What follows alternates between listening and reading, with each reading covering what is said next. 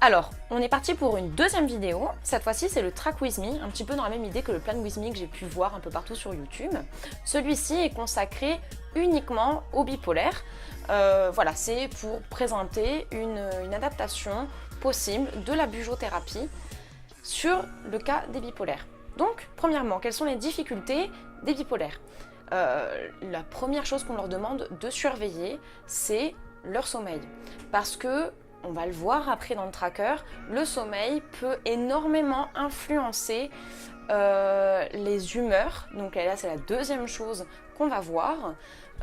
Et ces humeurs, c'est-à-dire les phases maniaques et les phases dépressives. Ensuite, il y a des checkpoints à faire. Donc ça, c'est ce qu'on va mettre dans le tracker.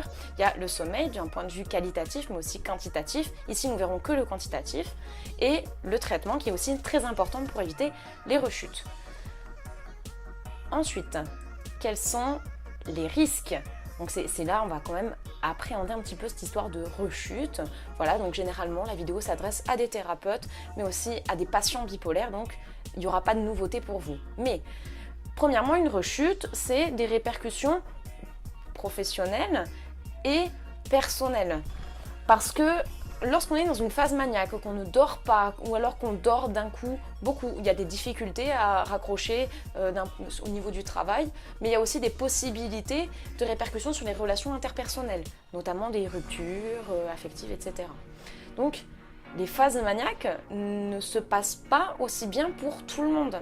Et malheureusement. Donc, il y a certaines phases maniaques qui peuvent s'approcher de la psychose. Voilà, on ne déboule pas forcément sur une phase dépressive. Alors cette psychose, généralement, elle prend deux formes chez les bipolaires. Il y a d'autres formes, mais je ne vais pas m'attarder là-dessus. Il y a la parano, les interprétations paranoïdes ou la paranoïa, et la dépersonnalisation, le fait d'avoir l'impression que ce n'est pas nous-mêmes qui agissons. On se voit agir, mais on n'est pas capable de redire à quel moment est-ce qu'on a décidé de faire ça. Alors, et le troisième risque le plus important, c'est la tentative de suicide. Et parfois, le succès dans cette tentative. Donc, il y a la planification qui est à surveiller et le passage à l'acte qui, là, bon, du coup, n'est plus surveillable. Donc, je vous montrerai comment est-ce qu'on peut anticiper ce genre de choses. Passons maintenant au tracker. Donc là, j'ai fait une petite décoration, je pense sympathique, avec voilà, de l'aquarelle, un pinceau Posca. Donc je précise bien pinceau parce que la mine est souple, c'est beaucoup plus pratique pour pouvoir faire les étoiles sur les galaxies. Et voilà, donc je fais mon ciel, voilà, j'ai mis du orange pour rappeler la nébuleuse d'Orion. Et je place mes étoiles, je place ma calligraphie, toujours avec le pinceau Posca.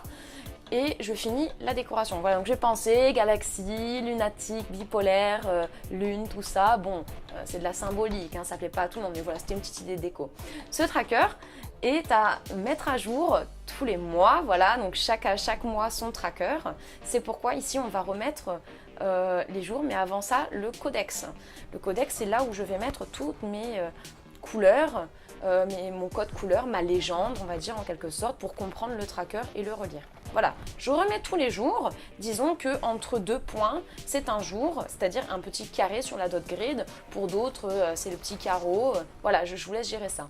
La première chose que je vais regarder, c'est le sommeil. Voilà, sur le codex, je mets d'abord un trait épais, après je mets plein de petits points assez denses dans le carré et je finis avec des points moins denses, assez éparpillés avec beaucoup de blanc. L'idée, là, c'est de contrôler la quantité de sommeil. C'est-à-dire que plus c'est dense, plus on a dormi. Voilà, c'est très très simple. Voilà, le trait opaque, c'est au-dessus de 8 heures de sommeil. Voilà, vous pouvez mettre une autre valeur, peu m'importe. Éparpillé mais dense, c'est entre 6 et 8 heures.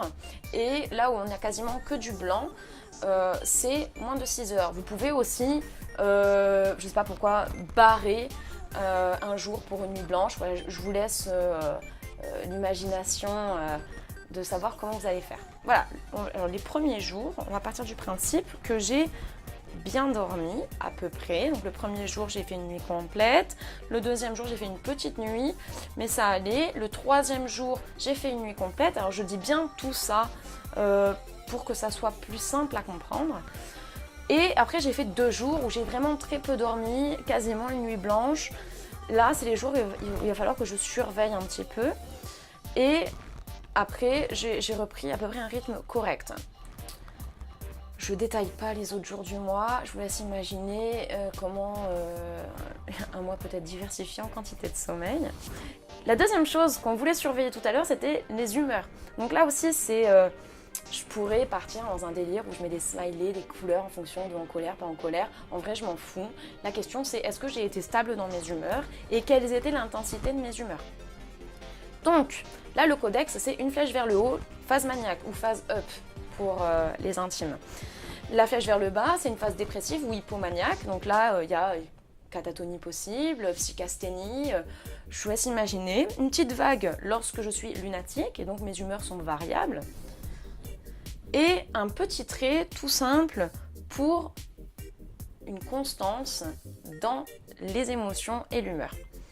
Donc là, tac, je dors bien, tout va bien. Et là, je commence à avoir des variations et j'accentue ma vague avec l'intensité des variations. Finalement, phase maniaque sur 2 jours et ça se termine en phase dépressive. Bon. Je schématise, je caricaturise, mais c'est un petit peu ce qu'on peut retrouver sur ce genre de tracker chez les bipolaires qui démarre, on va dire, une phase de compensation. Voilà, donc on fait le lien avec le sommeil. C'est encore une fois hyper important. Le sommeil, c'est la première chose à surveiller parce qu'on peut directement faire le lien avec les variations d'humeur.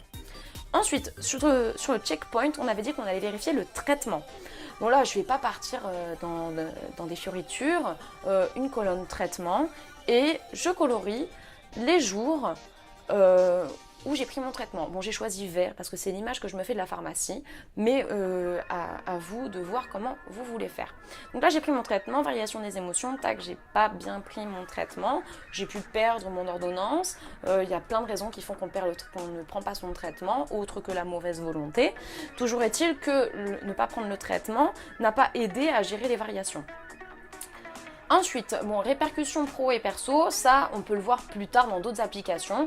Par contre, les phases maniaques, on peut le vérifier de suite. Donc parano et dépersonnalisation, on va essayer de trouver un codex hyper simple parce que l'idée là, c'est tous les jours, lorsque je remplis mon tracker, je me pose la question, est-ce qu'aujourd'hui j'ai été trop méfiante?